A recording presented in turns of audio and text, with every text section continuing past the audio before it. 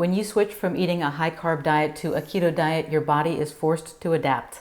In this video, we'll take a deep dive to see what is happening inside of you in the days, weeks, and months after you go keto. Before we get rolling, I want you to know that I have this step-by-step process condensed into a one-page graphic over on my website, drbeckyfitness.com. If you'd like, you can download a copy and hang it up on your wall. I think you'll find that it acts as a great motivator to keep you on your diet. Now, as you likely know, a ketogenic diet is a very low-carb diet. The number of carbs you can consume and still be considered keto will vary depending on your metabolism, but the uppermost level is no more than 50 grams of total carbs per day. From day one, your body will be reacting to this change in your food intake. Because carbohydrates get broken down by your digestive tract into simple sugars that are then transported to your bloodstream, drastically reducing your carb intake leads to lower blood sugar or blood glucose levels. And this is the start of a cascade of events. For starters, the low blood sugar leads to lower levels of insulin in the blood, which signals the kidneys to accelerate the excretion of sodium or salt from your body. Water tends to follow salt, so you may notice a reduction in water weight from day one. However, this loss of water and salt can also leave you feeling tired, irritable, mentally foggy, and hungry. These symptoms are so common that they have been given the nickname the keto flu. Now, one of the advantages of the keto diet is that it teaches your body to be less reliant on sugar for energy and instead run on fat and ketones. However, this fuel switch does not happen right away. So, on this first day of your keto diet, your liver needs to pick up the slack and create glucose to keep your blood sugar at a sufficient level to run your body. Fortunately, your liver is very capable of this task and has stored away glucose in the form of glycogen for times just like these.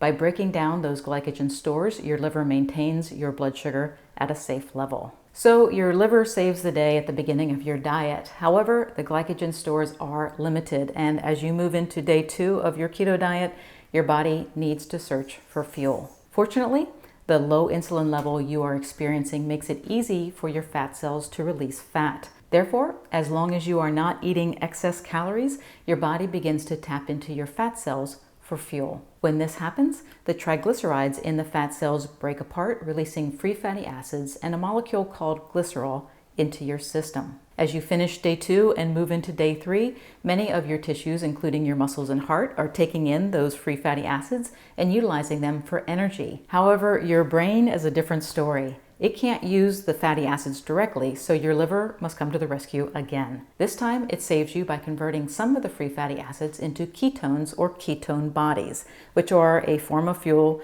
that your brain loves and the hallmark of a ketogenic or literally ketone-making diet. It is these ketones that can be detected in the urine and blood.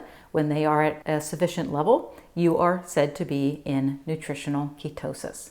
Now, as the week progresses and you continue to eat a very low-carb diet, your body is hard at work creating the enzymes and metabolic pathways that it needs to become a more efficient fat burner. These adaptations not only accelerate fat loss, but also allow you to experience more energy and mental clarity as the symptoms of keto flu subside. The transformations also make you more metabolically flexible, meaning that your body can more easily switch between the available sources of fuel, which now include free fatty acids, ketones, and glucose. As you move into the second week of your keto diet, your body has become efficient at running on stored energy, which reduces hunger and makes intermittent fasting easier to perform.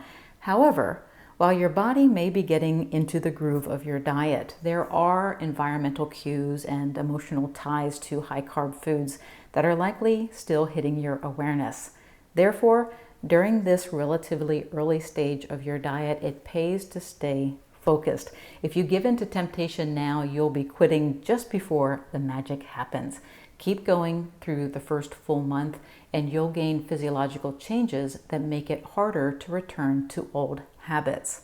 By the end of the first month, new benefits appear thanks to the prolonged time that you've spent away from sugar and sweetness. Research suggests that taste receptors, as well as receptors in the pleasure center of the brain, downregulate when they are exposed to intense sweetness on a regular basis.